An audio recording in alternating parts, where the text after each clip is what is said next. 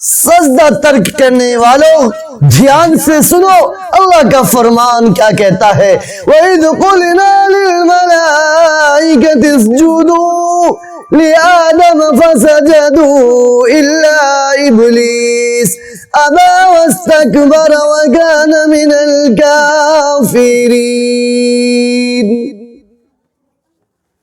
اللہ کہنا چاہتا ہے کہ ہم نے فرشتوں کو حکم دیا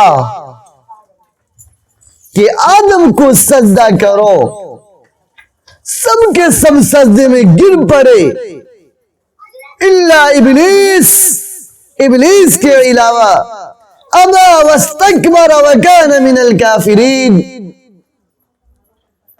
اس نے تکبر کیا، فخر کیا، بڑائی اختیار کی، وہ ہو گیا کافروں میں سے، وہ در دھتکار دیا گیا، وہ ہمیشہ کے لیے ملعون ہو گیا۔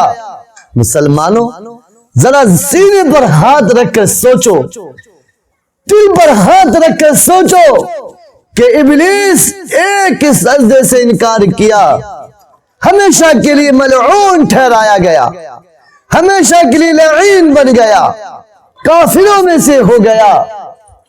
ہم 24 گھنٹے میں صرف فرض نماز کی 17 رکعتیں ہیں، ہر رکعت میں 2 سجدے، گویا کہ 34 سجدے کا انکار کرتے۔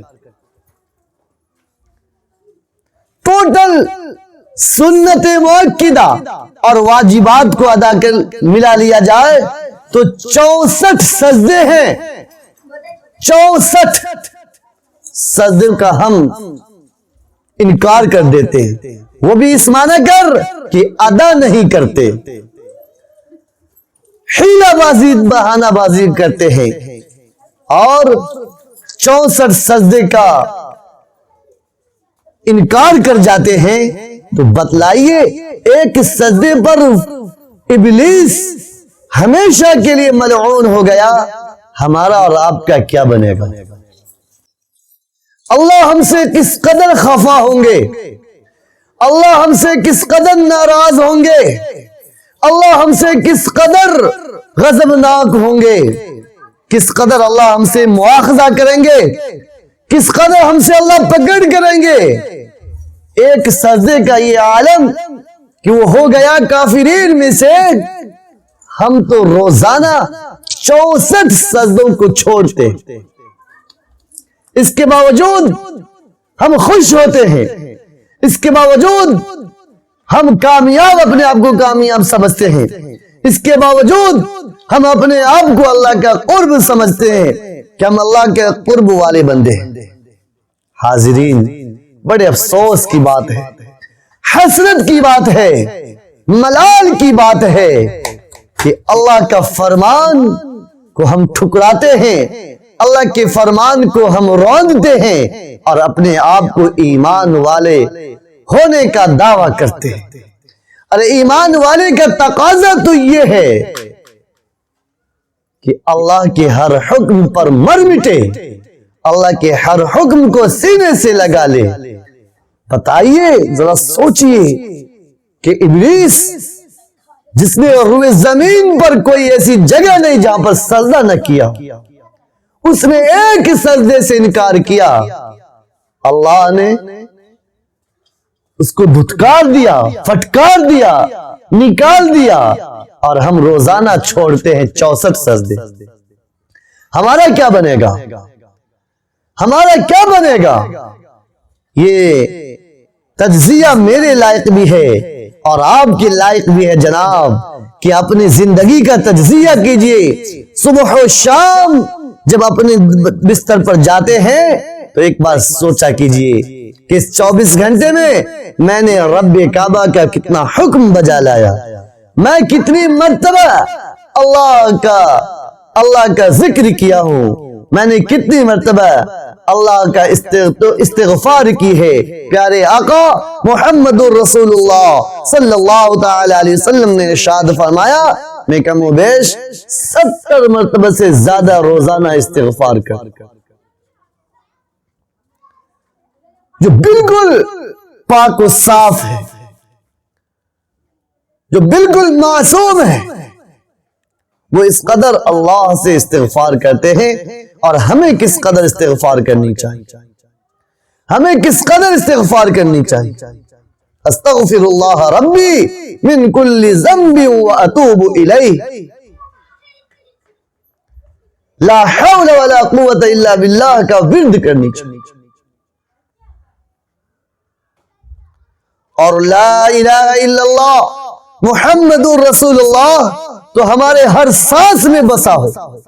جو بھی سانس اندر جائے اس میں لا الہ الا اللہ، جو سانس باہر نکلے اس میں محمد رسول اللہ.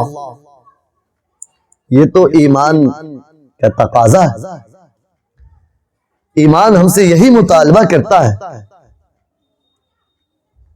حاضرین، دنیا وما فیہا اللہ کی نگاہ میں کچھ نہیں ہے، کچھ نہیں ہے، کچھ نہیں ہے. پیارے آقا محمد الرسول اللہ صلی اللہ تعالی علیہ وسلم نے ارشاد فرمایا کہ دنیا کی قدر اللہ کے نزدیک مچھر کے پر کے برابر بھی ہوتی تو اللہ کافروں کو، مشرکوں کو، مجوسیوں کو جو اللہ کا انکار کرتے ہیں، رسول اللہ کا انکار کرتے ہیں، قرآن کا انکار کرتے ہیں، بعث بعد الموت کا انکار کرتے ہیں، جنت اور جہنم کا انکار کرتے ہیں، اللہ انہیں ایک گھونٹ پانی بھی نہیں دیتے. پیارے آقا نے دوسری جگہ ارشاد فرمایا کہ اللہ نے بنانے کے اعتبار سے دنیا سے زیادہ ناپسندیدہ چیز کوئی چیز نہیں بنائی. اللہ کے نزدیک سب سے ناپسندیدہ چیز یہ دنیا. پیارے آقا نے ارشاد فرمایا کہ جب سے یہ دنیا کو بنایا اللہ نے آج تک اس کی طرف ایک مرتبہ بھی جھانک کر نہیں دیکھا. کوئی چیز ہی نہیں، کوئی شے نہیں ہے. ہم اس دنیا کو بنانے خاطر اپنی آخرت کو گنوا دیتے ہیں، اپنی آخرت پر پانی پھیر دیتے ہیں، اللہ کو ناراض کر دیتے ہیں، رسول اللہ کو ناراض کر دیتے ہیں. حالانکہ جو اللہ کو راضی کر لیتا ہے، رسول اللہ کو راضی کر لیتا ہے، اللہ فرماتے اِنَّا كَذَلِكَ نَجْزِي الْمُحْسِنِينَ کہ ہم ایسا ہی بدلہ دیا کرتے ہیں احسان کرنے والوں کو. احسان کرنے والوں کے ساتھ اللہ بہتر برتاؤ کرتا ہے. اِنَّ اللَّهَ يُحِبُّ الْمُحْسِنِينَ اللہ محبت کرتا ہے احسان کرنے والوں سے.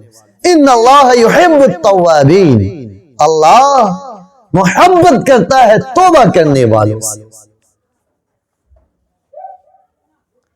تو توبہ استغفار کیا کیجئے، احسان کیا کیجئے.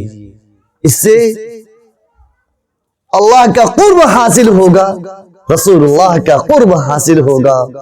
دنیا و آخرت دونوں سنورے گی، دونوں بنے گی، اور اس دنیا میں بھی کامیاب اور آخرت میں انشاءاللہ سورج اور چاند سے بھی زیادہ روشن تاج پہنایا جائے گا جنتیوں.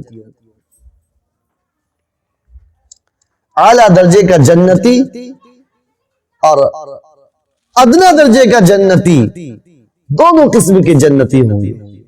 ہر ایک دوسرے پر رشک کریں گے، کاش یہ مقام مجھے بھی ملتا، یہ مرتبہ مجھے بھی ملتا. حاضری، اس لیے وہ جنت جو ملنے والی ہے انمول نعمت ہے، وہ یوں ہی نہیں مل جاتی. وہ ملے گی اپنی پیشانی کو سجدے میں رکھنے کی بدولت.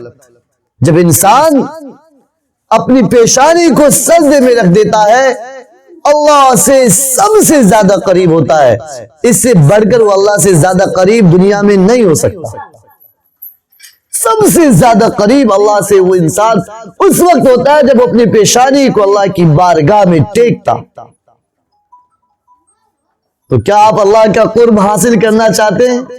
نماز کی پابندی کریں گے انشاءاللہ، نماز کی پابندی کریں گے انشاءاللہ، کہیے نا انشاءاللہ. حاضرین، عمل کریں اور عمل کی نیت سے سنا کریں۔